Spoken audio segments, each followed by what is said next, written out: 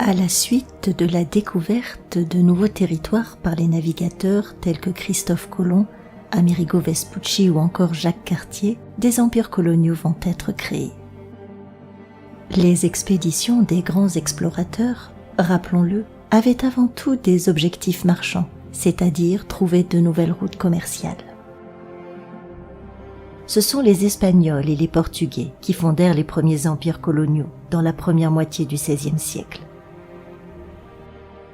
Le traité de Tordesillas, en 1494, découpa le Nouveau Monde en deux zones, selon une ligne passant à l'ouest des Açores.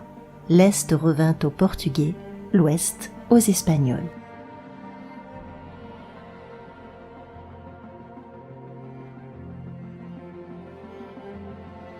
Après le voyage de Magellan, le traité de Saragosse, en 1529, fixa une nouvelle ligne de partage dans le Pacifique, avec une enclave espagnole pour les Philippines.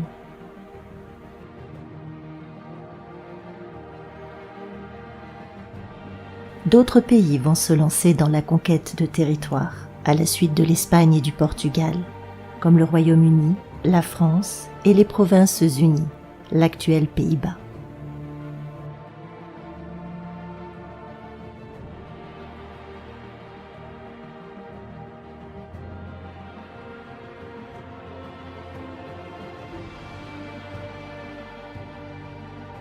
En 1519, Hernán Cortés et les premiers conquistadors débarquèrent sur le territoire de l'actuel Mexique.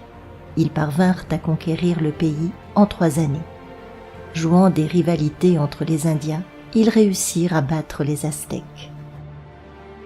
Cependant, la brutalité des troupes provoqua le soulèvement des populations locales. Mais finalement, l'Empire aztèque fut défait peu de temps après. En 1531, les Espagnols partirent conquérir la capitale des Incas, Cusco. L'empire Inca fut détruit et la ville de Lima créée. Les Espagnols ont cherché immédiatement des métaux précieux. Ils pillèrent les trésors des Amérindiens avant de les envoyer travailler dans les mines d'or et d'argent. L'installation des Espagnols en Amérique se traduisit par une catastrophe démographique. On estime que la population d'Amérique centrale fut divisée par 2 entre la fin du XVIe et le début du XIXe siècle. On a longtemps pensé que cela avait été dû au mauvais traitement réservé par les Espagnols aux Amérindiens. La conquête militaire puis les conditions de travail dans les mines ont en effet provoqué une mortalité importante. Mais il semblerait cependant que cette catastrophe soit due surtout à des maladies apportées par les Espagnols et qui étaient inconnues des Amérindiens. Le phénomène se produisit également dans d'autres territoires, comme les Caraïbes françaises. Une des conséquences directes en a été le manque de main-d'œuvre. Pour y remédier, les Européens sont allés en Afrique, chercher des travailleurs qu'ils ont installés de force dans les colonies. C'est le début de la traite négrière.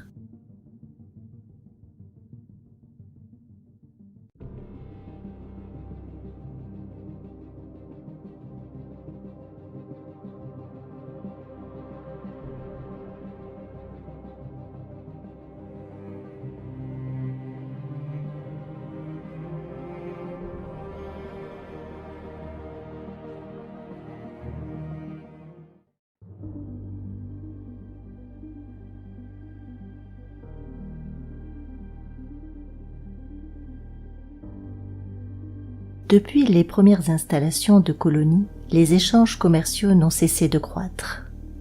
Et avec l'essor de l'exploitation de l'or puis du sucre, entre 1505 et 1525, est créé un premier trafic triangulaire entre l'Afrique, l'Europe et les Amériques. Le commerce triangulaire doit son nom à la forme de la route maritime qu'il emprunte entre 3 continents. C'était un système très rentable, car les navires n'étaient jamais vides. Les bateaux négriers, chargés de tissus, armes, outils, pacotilles, produits manufacturés, partaient d'Europe. Ces produits étaient échangés en Afrique contre des esclaves proposés par des négriers africains. Les navires repartaient ensuite pour les côtes américaines, où les esclaves étaient vendus. Puis les bateaux rentraient avec des produits tropicaux, or, argent, sucre, rhum, mais aussi des bois précieux, des peaux et des plantes inconnues jusque-là en Europe, cacao, café, maïs, tabac, ananas. Le commerce triangulaire débuta au XVIe siècle, mais il connut de l'ampleur surtout au XVIIIe. Il entraîna alors en Europe une forte croissance économique. Ainsi, les armateurs des ports de la façade ouest de l'Europe, Pays-Bas, Angleterre, France, Espagne, Portugal, ont bâti de grandes fortunes. En France, la bourgeoisie marchande s'enrichit, particulièrement dans les villes de Rouen, de Nantes, de La Rochelle et de Bordeaux. La forte demande de produits tropicaux en Europe déboucha sur le développement rapide de l'économie de plantation et les besoins en main-d'œuvre augmentèrent dans les colonies. Cela conduisit à la capture massive d'Africains, déportés comme esclaves vers l'Amérique et les Antilles. L'esclavage était déjà très répandu depuis l'Antiquité. Cependant, il connut une ampleur sans précédent avec le commerce triangulaire, qui est d'ailleurs appelé aussi traite atlantique, traite occidentale ou encore traite négrière.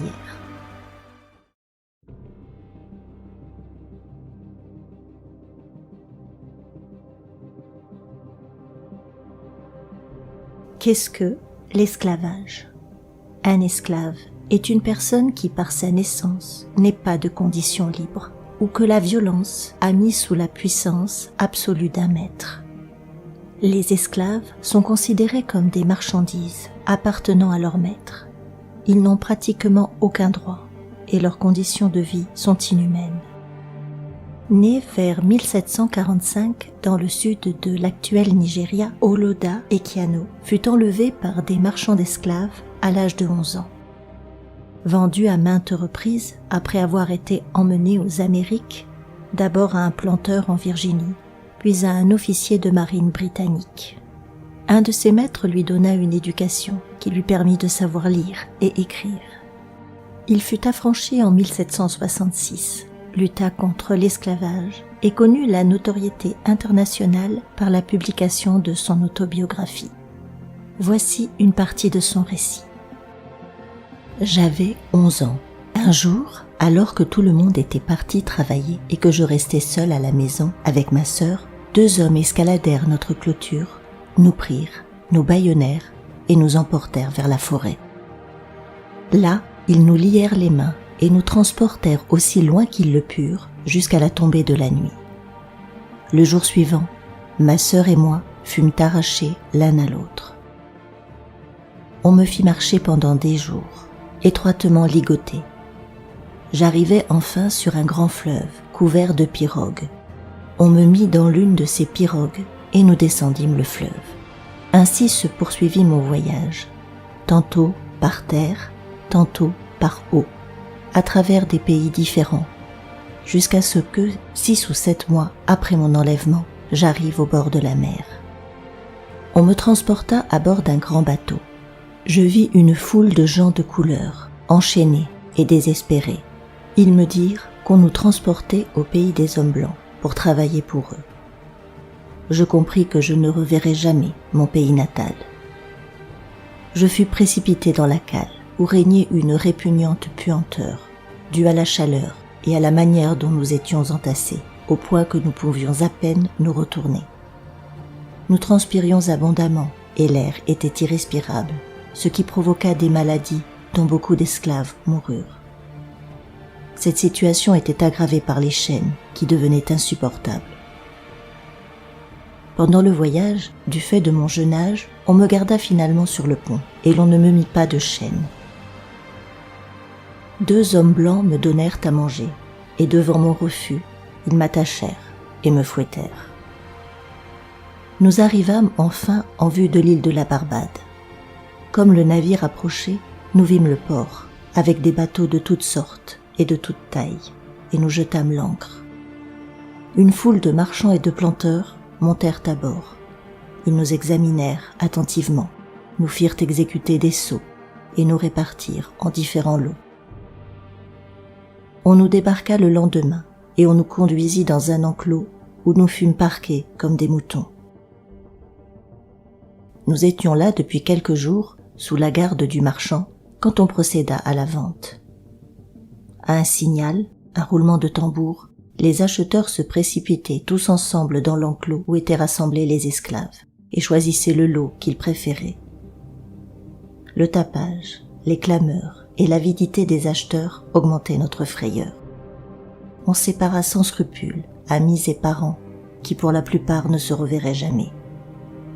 C'était vraiment déchirant d'entendre leurs cris. Des parents perdaient leurs enfants, des frères, leurs sœurs, des époux, leurs femmes. Pendant quelques semaines, je fus employé à désherber et à désempierrer une plantation. Comme l'homme à qui appartenait ce domaine tomba malade, on m'envoya dans sa demeure pour l'éventer pendant son sommeil. En traversant la maison, je vis une esclave noire qui préparait le dîner. La pauvre était cruellement harnachée de divers instruments en fer, dont un qu'elle portait sur la tête et qui lui fermait si étroitement la bouche qu'elle pouvait à peine parler et pas du tout manger et boire. Je fus choqué par ce dispositif, dont j'appris plus tard qu'on l'appelait muselière de fer. Lorsqu'ils désobéissaient ou tentaient de s'enfuir, les esclaves étaient battus et parfois même tués par leurs maîtres. 12 à 15 millions d'Africains ont traversé l'Atlantique pour être vendus et travailler, surtout dans les plantations de canne à sucre. Les protestations contre l'esclavage commencèrent dès le XVIe siècle, mais il perdura jusqu'au XIXe. En France et dans ses colonies, il sera finalement aboli le 27 avril 1848.